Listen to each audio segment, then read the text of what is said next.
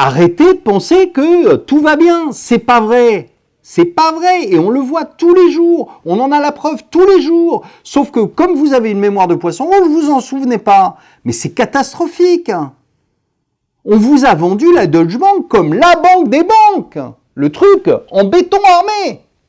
C'est tellement en béton armé que ça fait faillite. Enfin, réveillez-vous.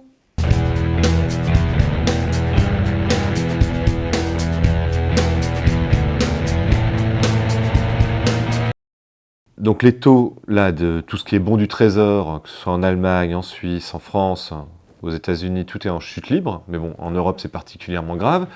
Et on arrive aujourd'hui à des taux négatifs, moins 0,4, moins 0,6, etc., etc. On a un certain nombre de produits financiers qui sont adossés là-dessus, notamment tout ce qui est assurance vie, a priori. Qu'est-ce qui va se passer quand les taux... comment est-ce que c'est tenable pour tous ces produits qui doivent délivrer du rendement à leurs clients? Alors, deux choses. Première chose, il faut absolument que les taux soient à zéro, voire négatifs, puisque les États empruntent comme ils n'ont jamais emprunté, pour faire une illusion de croissance. D'accord ?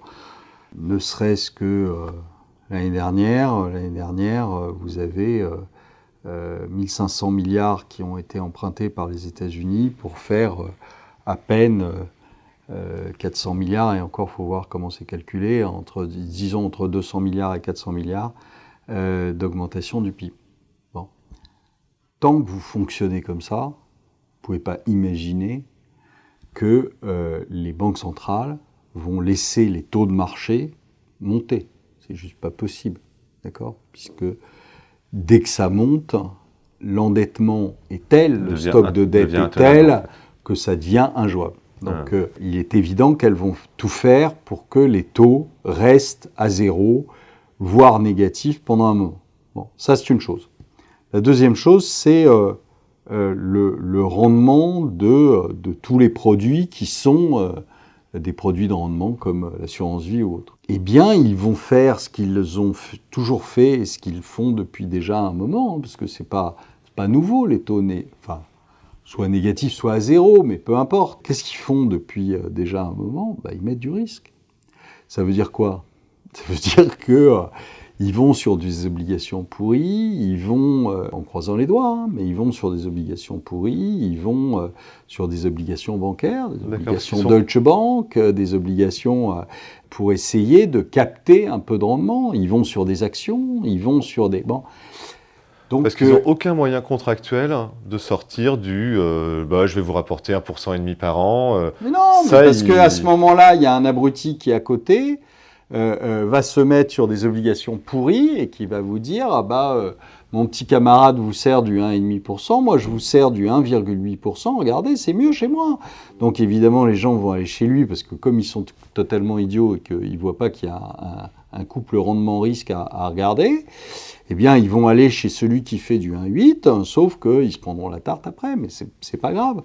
Vous avez aujourd'hui énormément de sociétés, de fonds de pension, de fonds divers et variés qui mettent du risque, qui mettent des actions, etc.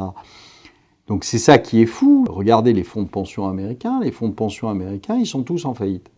Ils sont tous déjà en faillite. Mais ils sont déjà en faillite avec une bourse qui est au plus haut.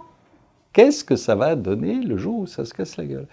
Et c'est bien pour ça que je vous dis depuis déjà un bon moment, c'est qu'aujourd'hui, les banques centrales seront obligées de délivrer parce qu'elles n'ont pas le choix. Si jamais, pour une raison X ou Y, les actifs commencent à reculer, quand je dis reculer, c'est pas 5%, s'ils reculent vraiment, si on joue demain la récession c'est 35 à 40% sur un marché, qu'est-ce qui va se passer ? Eh bien, vous allez avoir une communauté de banques centrales qui va débouler sur le marché en disant on ne laissera pas les marchés baisser et on va mettre autant de pognon qu'il faut pour faire remonter les marchés.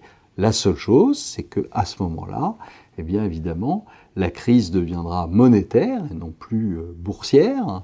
Elle deviendra monétaire parce que les monnaies s'écrouleront pour la bonne et simple raison que là, les gens vont s'apercevoir qu'il n'y a pas de plan B, il n'y a pas il n'y a pas de retour en arrière possible, la Banque centrale sera obligée tous les ans de mettre 5 000 milliards s'il faut mettre 5 000, 10 000 s'il faut en mettre 10 000, etc. Et qu'elle imprimera derrière, et qu'à ce moment-là, l'argent ne vaut plus rien.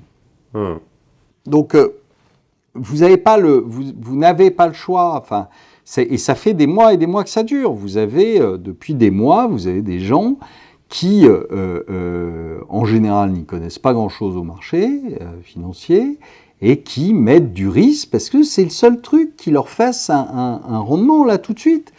Donc, ils allongent les durations, ils vous mettent du papier avec des signatures plus que dégradées, tout ça pour capter 0,10, 0,15, 0,20 de plus que le petit camarade. Mais vous êtes exactement dans la même situation que les subprimes. Les subprimes, qu'est-ce qui s'est passé? Vous avez des gars qui mettaient ça dans des SICAV de trésorerie, parce que la SICAV de trésorerie ne rapportait plus grand-chose, et qu'il fallait faire mieux que le petit camarade d'à côté. Donc le gars, il disait, ah bah ouais, moi je fais 2. Faut que je fasse du 2,10. Si je veux capter de la clientèle, il faut que je fasse du 2,10. Qu'est-ce que je fais pour faire du 2,10? Je fous de la merde. Parce que c'est ça qui a une rentabilité supérieure. Donc je fous de la merde, sachant pertinemment ce que c'est. Les gars savaient ce qu'ils mettaient dedans. Mais ils mettaient ça parce que ça leur permettait de gagner les 0,10 ou 0,05 points. Enfin, on en est là. Pour battre le petit camarade d'à côté et donc capter des fonds, c'est tout. Est-ce que vous êtes au courant, je suppose que vous avez suivi l'affaire Natixis, le fonds. C'est une catastrophe. Il faut savoir. Mais il avait des rendements extraordinaires. Mais oui. Il avait des rendements à 20%, forcément, il y avait beaucoup de risques. Mais le problème, c'est que vous avez des trucs qui sont invendables parce que c'était le seul acheteur du truc. Donc... Enfin, je pense qu'il faut que les gens comprennent qu'on est dans un monde qui est totalement d'illusion. C'est-à-dire qu'on leur vend des trucs qui n'ont rien à voir avec la réalité. Quand ils auront compris ça, ils se porteront beaucoup mieux.